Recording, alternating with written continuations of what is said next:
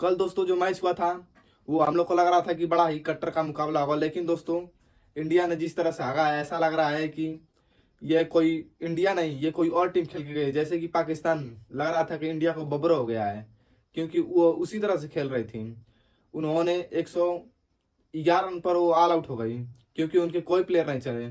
और दूसरे तरफ से वो साउथ अफ्रीका थी, वो अच्छी खासी क्रिकेट खेल के चली गई, क्योंकि इनका जो फर्स्ट विकेट गिर था वो 10 रन पर, फिर इनका जो दूसरा विकेट गिर था वो 12 रन पर, और इनका जो तीसरा विकेट गिर था वो 20 रन पर गिरा था। लेकिन उसके बाद इन्होंने अच्छा खासा पार्टनरशिप कर लिया था, क्योंकि उस समय डेविड मिलर और डेवाल्ड ब्रेविस खेल रहे थे। उन्होंने उन दोनों के बीच 117 रन की पार्टनरशिप हुई, जो मैच को जिताने के लिए काफ़ी थी। फिर उसके बाद आई इंडिया बैटिंग करने। इंडिया ने दोस्तों कुछ खास नहीं किया, क्योंकि ईशान किशन जल्दी आउट हो गए और उसके बाद सभी प्लेयर जल्दी आउट होते ही चले गए। लेकिन दोस्तों अभिषेक शर्मा को लग रहा है कि थोड़ा बबरो हो चुका है, क्योंकि उन्होंने लगातार 4 मैचों में कुछ ज़्यादा रन नहीं बनाए हैं। इस मैच में लग रहा था कि वो रन बना ही देंगे, लेकिन उन्होंने भी मैच को फंसा कर चले गए। उसके बाद आए सूर्या।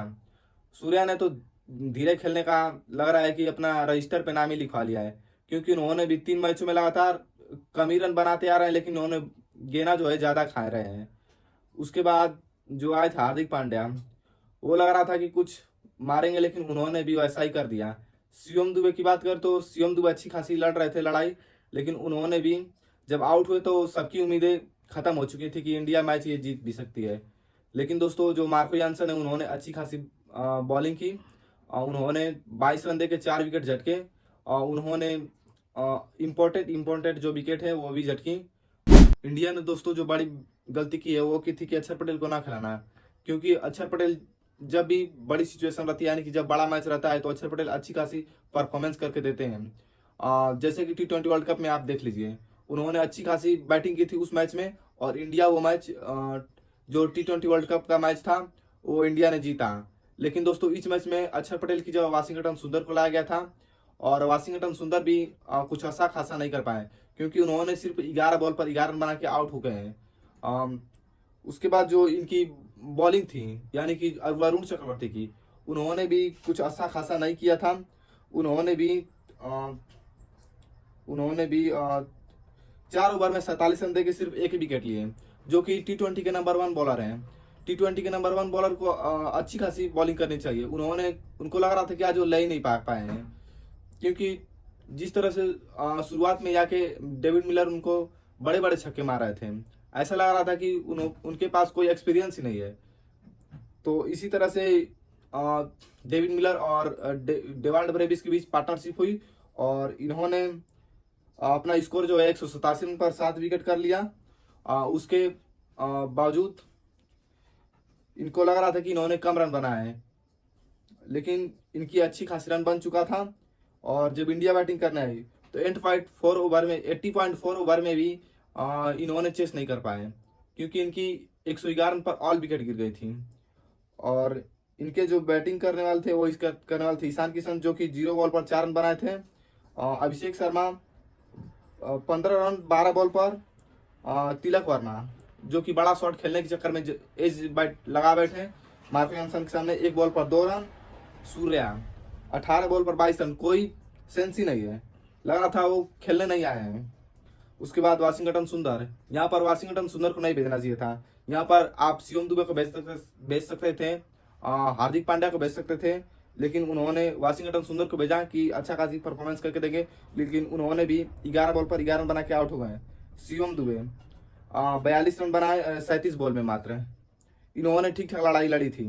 फिर उसके बाद हार्दिक पांड्या 18 बॉल 17 रन। फिर रिंकू सिंह 2 बॉल खेले और 0 रन बनाए। Arshdeep Singh 1 ball 2 run. इनसे कोई उम्मीद ही नहीं है, क्योंकि इन्होंने ये तो बॉलर हैं। Varun Chakravarthy 0 ball 3 run. Jasprit Bumrah 0 ball 1 run. जो साउथ अफ्रीका की बॉलिंग है, मार्को यानसन 3 ओवर 5 बॉल और 22 रन 4 विकेट। इन्होंने अच्छी खासी विकेट ले ली थी, क्योंकि इन्होंने तिलक वर्मा का आउट किया। उसके बाद इन्होंने शिवम दुबे का आउट किया। फिर उसके बाद इन्होंने किसको आउट किया था, अभिषेक शर्मा को आउट किया था। फिर उन्होंने 4 विकेट झटकी थी किसी ना किसी के। फिर उसके बाद Kagiso Rabada Kagiso Rabada 4 over 32 run 1 wicket भी नहीं पाए। Lungi Ngidi 4 over 15 run 0 wicket. Keshav Maharaj 3 over 24 run 3 wicket. इन्होंने भी अच्छी खासी बॉलिंग कर ली थी, क्योंकि इनकी जो बॉल थी वो टर्न हो रही थी, जिसको खेलने में हमारे इंडिया के बल्लेबाज सक्षम नहीं थे। फिर उसके बाद Corbin boss 3 over 12 run 2 wicket. इन्होंने भी अच्छी खासी बॉलिंग कर दी थी। फिर बात करते हैं साउथ अफ्रीका के बैटरों की। साउथ अफ्रीका के बैटरों में भी शुरुआत अच्छी खासी नहीं हो चुकी थी, क्योंकि इनके भी जो पहला विकेट गिर था वो एडन मार्करम का गिर था। 4 रन बनाए उन्होंने 7 बॉल में। क्विंटन डिकॉक 6 रन 7 बॉल में। रायन रिकल्टन 7 रन 7 बॉल में। फिर इनका जो अच्छा खासा पार्टनरशिप हुआ था वो हुआ था डेविड मिलर और डेवाल्ड ब्रेविस के बीच, जो कि 117 रन की पार्टनरशिप हुई थी। उसमें डेवाल्ड ब्रेविस ने 45 रन बनाए सिर्फ 29 बॉल पर। डेविड मिलर 63 रन 35 बॉल पे। इनका जो लग रहा था कि जो T20 वर्ल्ड कप में जो इनकी ख्वाहिश थी वो पूरी हो चुकी है। Tristan Stubbs 44 run 24 ball. Marco Johnson, इसके बाद इनकी भी बैटिंग जो अच्छी खासी नहीं चली थी। और इसके बाद इंडिया के बॉलर की बात करते हैं।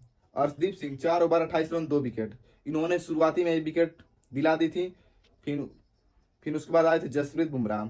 इन्होंने कमाल की बॉलिंग करी, 4 ओवर 15 रन 3 विकेट, और इनकी इकोनॉमी 3.75 की थी। Varun Chakravarthy 4 over 47 run 1 wicket. इनको आज बहुत मारा गया है, ऐसा नहीं लग रहा था कि ये इंडिया के नंबर 1 बॉलर हैं। वाशिंगटन सुंदर, इन्होंने ना बल्ले से काम करके दिया ना बॉलिंग से। 2 over 17 run 0 wicket. Hardik Pandya 4 over 45 run.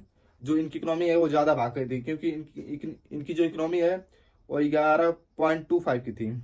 Shivam Dubey 2 over 32 run 1 wicket.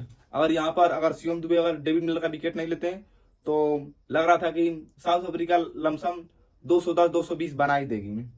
इसके बावजूद इंडिया इन्हें 187 रन पर रोक देती है। ये लग रहा था कि ये जो टारगेट है 187 रन, ये इंडिया अच्छे से चेस कर लेगी, जैसे कि खाए पिए ऐश करे वैसे चेस कर लेगी। लेकिन साउथ अफ्रीका ने अच्छी खासी बॉलिंग करी और इंडिया को 111 रन पर रोक दिया। और साउथ अफ्रीका 76 रन से जीत गई है मैच। और जो पॉइंट्स टेबल है उसमें साउथ अफ्रीका +3.800 पॉइंट के साथ सबसे आगे है। उसके बाद है इंडिया -3.800। फिर वेस्ट इंडीज है जिम्बाब्वे। इन्होंने सुपर 8 का एक भी मुकाबला नहीं खेला है। और ये जो मैच था ये नरेंद्र मोदी स्टेडियम में था। इस मैच में इस पिच पर अच्छे खासे रन बन जाते हैं, लेकिन दोस्तों इस मैच में इंडिया को बब्बर हो चुका था। मैंने बताया ना कि इस मैच में इंडिया को बब्बर हो चुका था। इन्होंने 111 रन पे इनकी आल विकेट गिर गई। ऐसा लगा ही नहीं था कि इतना खराब इंडिया खेल देगी। इससे बढ़िया तो कभी कभी पाकिस्तान ही खेल देते हैं, लेकिन क्या करें। चलिए, इनका जो अगला मैच होने वाला है वो मैच होने वाला है जिम्बाब्वे और वेस्ट इंडीज से। इन्हें ये जो दोनों मुकाबले हैं ये हर हाल में जीतना होगा, क्योंकि इसके बावजूद भी ये लोग लग नहीं रहा है कि फाइनल में पहुंच पाएंगे। दूसरे पर इन लोग को रहना को दूसरे के भरोसे रहना होगा। यानी तो इनका जो अगला मैच होने वाला है वो मैच होने वाला है जिम्बाब्वे से इन लोग का 26 फरवरी को मैच है, जो कि चिदम्बरम स्टेडियम में खेला जाएगा। ये चेपक में है और चेन्नई में पड़ता है, तमिलनाडु। और मैं जो ये मैच रखने वाले हैं इन लोग से गुजारिश करता हूं कि नरेंद्र मोदी स्टेडियम में जो इंडिया का मैच है, इम्पोर्टेंट मैच, वो नहीं रखिए। क्योंकि जिस मैच में, जैसे कि आप लोग देखे होंगे कि जो 23 का वनडे वर्ल्ड कप था वो भी नरेंद्र मोदी स्टेडियम में था। वो जो इंडिया हार गई, और आज भी देखिए इंडिया हार ही गई, क्योंकि नरेंद्र मोदी स्टेडियम का जो मैच है वो इंडिया को नहीं सहता है।